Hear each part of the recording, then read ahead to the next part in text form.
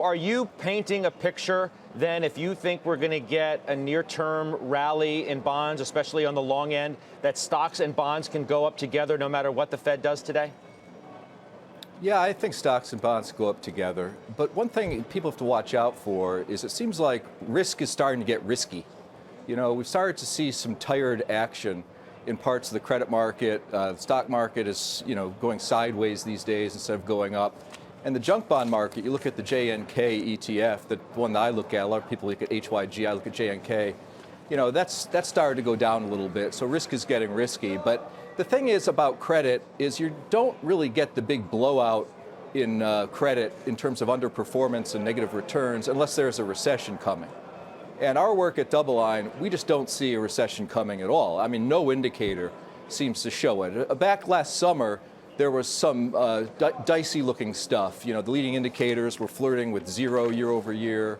You had the PMI of industrials looking recessionary.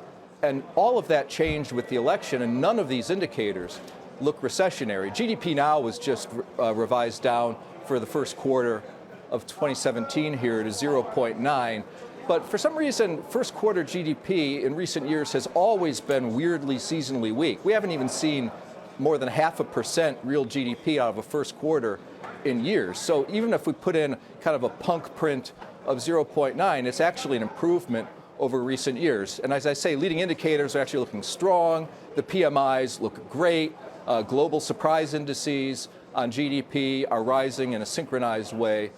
So it's really hard to be negative on the stock market. I'm talking about a counter trend rally in bonds here. And I think a move that I'm looking for, which is, as you pointed out, something like 30 basis points, 35 basis points, that's not really headline news exactly. It's an okay rally.